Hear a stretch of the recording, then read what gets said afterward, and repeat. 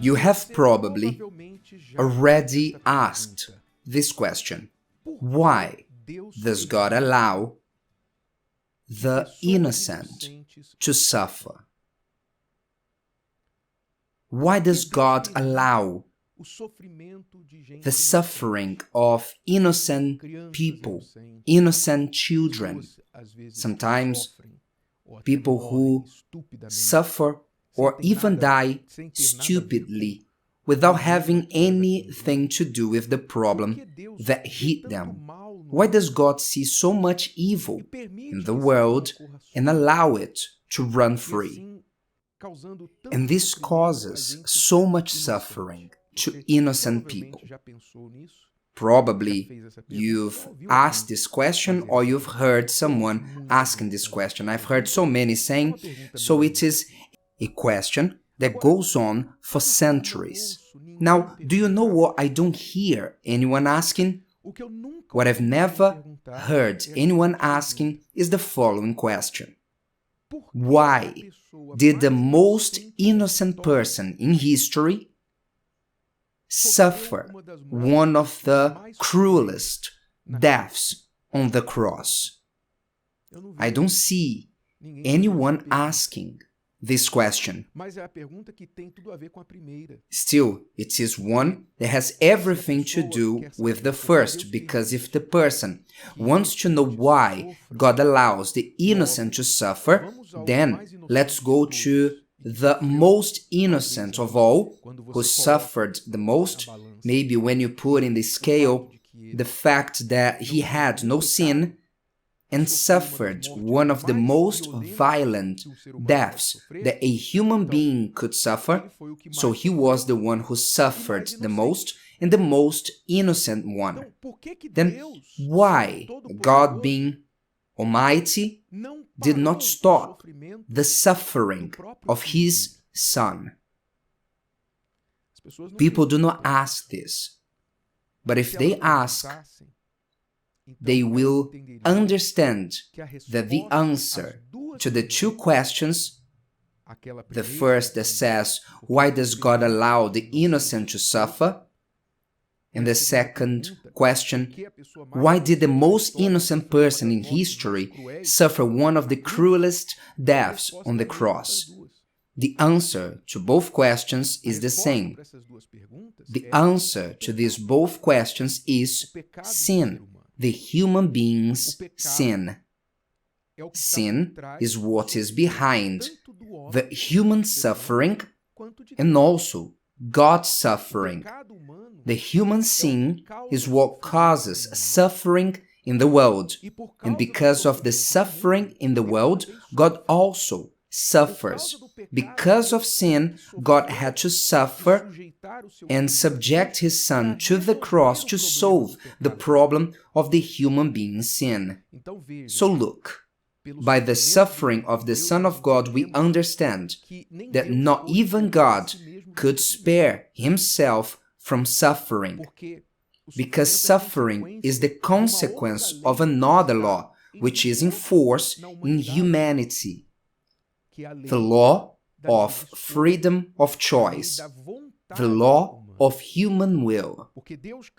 Because God has created man endowed with his own will, with human will, so man suffers because of this will when it leans to evil, and also God suffers because of the human will.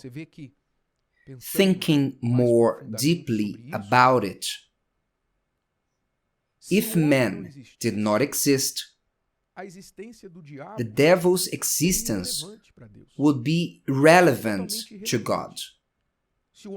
If man did not exist, the human being did not exist, the devil would already be unraveled, expelled from the presence of God, and powerless to do any harm to God.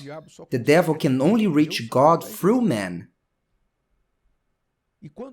And when does the devil hate the man? When he submits his will to the devil, taking it out of submission to God. I know it's a lot of information for you to digest, but it is essential that you patiently think with me about it. Why does God allow the innocent to suffer? The human will, sin, causes the human suffering. If God is going to prevent people from suffering, He has to take away their will, their free access, the power to freely live. So the human being will no longer be able to choose what they want. So they will become a robot. So what would be the glory of a person who has no freedom to choose what they want? What would be the glory of God if the human being were programmed only to obey? Now you understand that you cannot have both. A being who is free to do whatever they want and at the same time to be free from the consequences of what they do. So the human will not being submissive to God's will is the reason why of the human suffering and also for the divine suffering. Keep this with you. Keep this lesson. Your will is against you. Our will is against us. We don't know how to desire. Our will is corrupted, just like the mental faculties of a person who has mental problems, some sort of problem that affects their intellect, so they are corrupted and impedes them from making decisions. If you have someone in your house who has a mental problem, then you know that this person cannot be left alone. If they cannot use their mental faculties in the proper way, if they are crazy per se, with some mental problem, some mental health problem, if they are left alone, most probably they will get hurt or they will hurt someone. So the person who cannot use their mental faculties properly, so they must be restricted, they must be confined, they must take strong medications, there must always be someone watching over them. Otherwise, they will harm others. In the same way, just as someone with their mental faculties corrupted cannot be entrusted to make decisions alone, we also cannot let our will to go free. Because our will was corrupted. The human will is corrupted. We do not know how to desire, to mean well. We don't know how to mean only well, only good. We want good, but sometimes we want things selfishly. We want things that initially give us pleasure, but then harm us. Am I right? You eat too much, for example. You see with the eyes because the food is so good, and later you have a health problem, you are overweight, so your will harmed you. Initially did well, but later harmed you. You look at somebody, you fall in love for that person, but they are married, or you are married, and you see someone outside the marriage, and you give space for that desire, for the passion, you get involved with that person. Initially, you have some minutes of pleasure, if you even have it, and later you destroy your family, your marriage, and the other person's marriage. So you wanted something that harmed you and harmed others. These are just a few examples. The person wants to have money, but they don't want to put on the work to earn this money, to have to work their fingers to the bone to earn this money. So they do some sort of scam, deceit, they deceive somebody, they make an injustice in this world, they even make money, but later they have a problem with the justice, they end up in prison, they have no peace, they have money but no peace because they have to cover their traces for the wrong things they've done. So you see that people have their will corrupted. The human will is corrupted. This is within us. This is since we are children, because it's in the human blood. Sin is in the blood. So, if you want to get rid of suffering, you don't have to blame God. Oh, God has allowed it. No, you have to look at you. Look at you. Take your will and submit it to God's will. But Bishop, what my will has to do with a drunkard who ran over my son and killed him? What my will had to do with that? I had nothing to do with that. Was the mistake of that drunk man is his responsibility.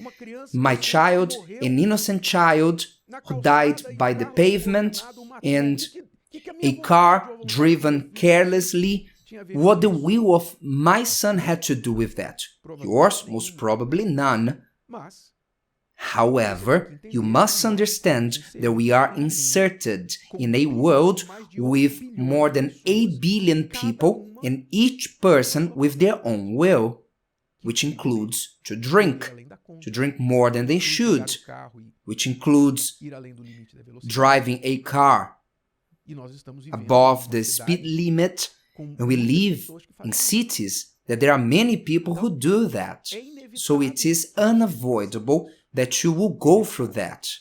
Now, is God to be blamed? No, put the blame where it belongs. The blame is on man, is on humans' will.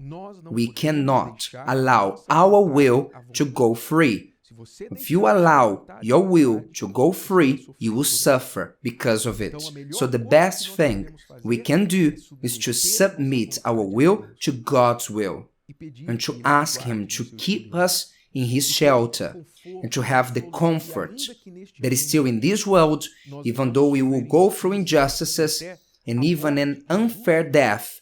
But we know through faith in Him, the righteous judge will perform justice in the end.